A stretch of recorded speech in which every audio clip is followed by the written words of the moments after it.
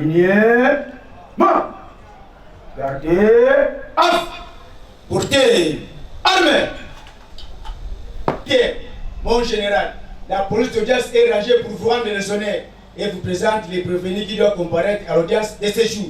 Commandant police d'audience, premier sergent-major Mbimba Malenga, Passaoula. L'audience de la haute cour militaire ce jour est ouverte à pompier repos. À vous, mon général.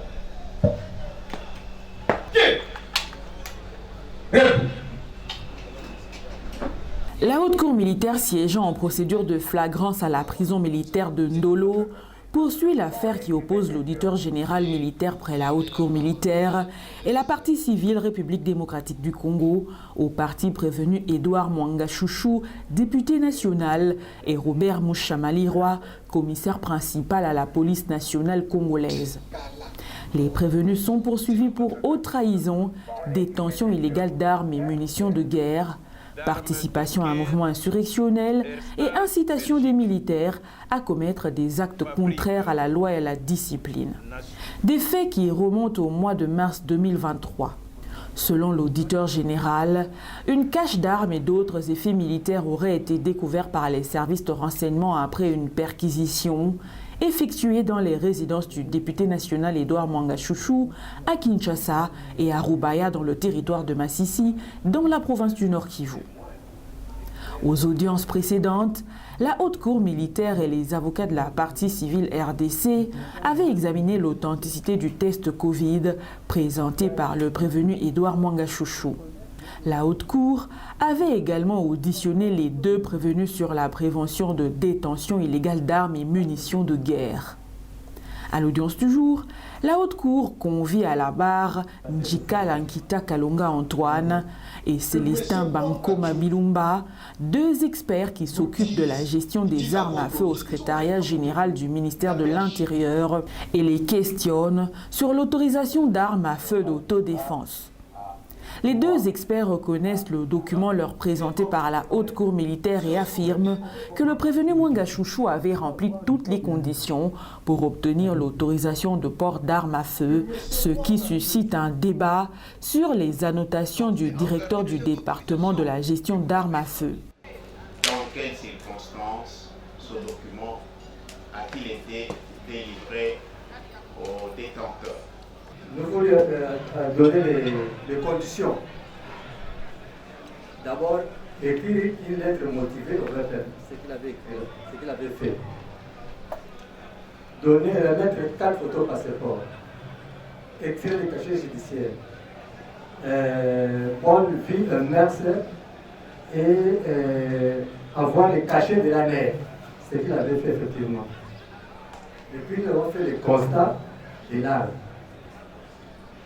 Après ça, nous avons fait le projet de l'attestation des permis de port d'armes, ténadier de port d'armes. Donc c'est nous qui avons fait le projet. Nous avons soumis au CG, le CG a mis le visa, le DIRCAP a mis le visa, après l'excellence a signé. Le directeur met des annotations en disant depuis quand. Il fait même un point d'exclamation encadré comme dans un panneau d'interdiction. Qu'est-ce que ça veut signifier pour vous? Le directeur nous a remis le journal officiel pour toutes les conditions requises pour avoir un permis. Mais il nous a dit, est-ce qu'il y a possibilité de trouver ce qu'il avait écrit là? Bon, la loi. Non, la loi, nous n'en avons pas ici. Le directeur s'étonne. Est-ce que vous avez cherché à voir ce texte? Toute sollicité, celui qui sollicite les permis doit être une personne morale, nationale ou étrangère, qui a toutes les facultés mentales requises. Mais votre réponse est verbale. Pourquoi? On a essayé de faire un échange. Et c'est ça l'administration?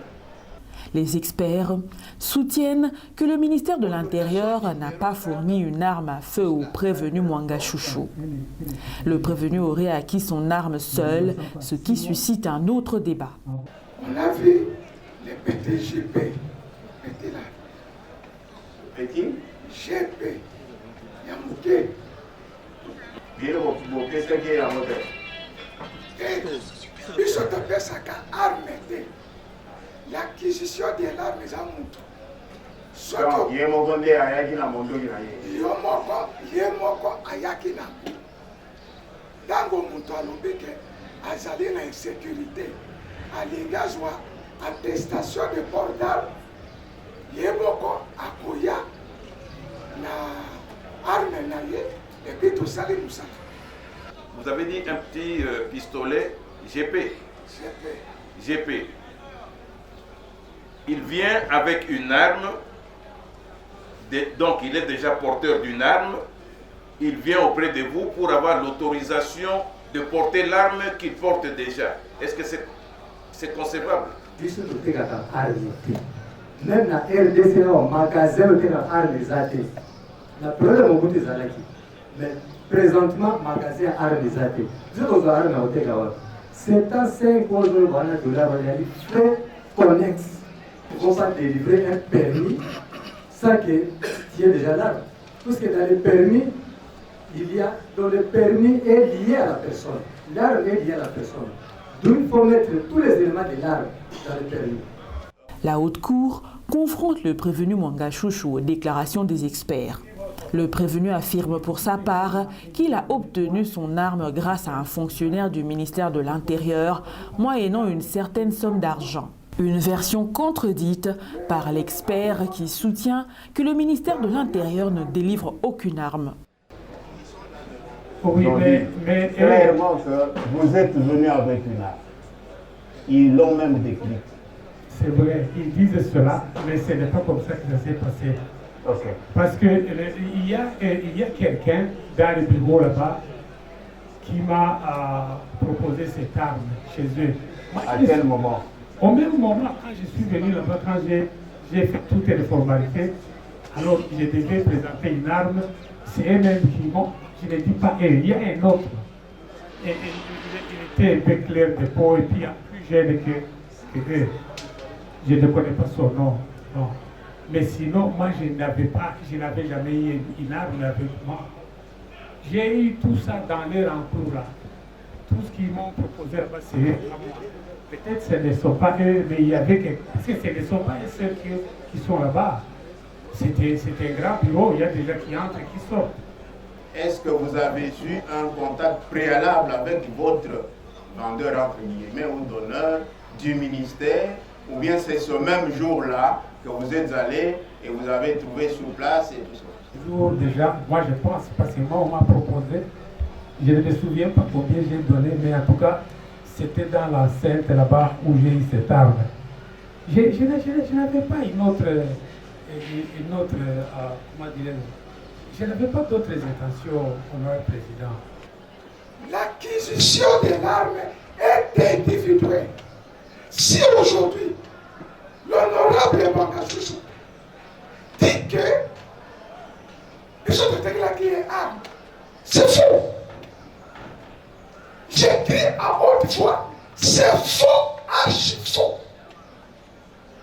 Le ministère public demande aux experts la disposition légale qui autorise le ministère de l'Intérieur à signer les autorisations de port d'armes à feu. Les experts se confondent dans leurs réponses, ce qui suscite un autre débat. Donnez-moi la disposition légale qui autorise au ministre de l'Intérieur qui l'habilite à signer les autorisations de port d'armes. Bon, ça c'est tout gouvernement. Le permis de port d'armes à feu est subordonné à la présentation notamment des pièces suivantes. Et on énumère, la délivrance est subordonnée. Voilà l'article de base. À l'attestation que vous lui avez donnée, c'est ainsi qu'il demande de renouveler cette attestation. N'est-ce pas? Vous lui avez déjà donné, il est venu avec son GP, vous lui accordez 9 mm, c'est ainsi que fort de cela, c'est un bon citoyen, il veut être en règle avec la loi, il vient vous demander de lui renouveler l'autorisation. Afin d'établir attestation, constat, c'est-à-dire qu'il y a une arme, tout retenir numéro de série, tout y a un mukanda. Voilà. Et elle renvoie contradictoirement la cause. Après avoir entendu toutes les parties, la Haute Cour renvoie la cause pour la poursuite de l'instruction. Gardez, armes, portez, armes. Président de la Haute Cour militaire, mon général, audience est suspendue. Armes au pied, repos. Armes de mon général. Oh, tiens. Bref.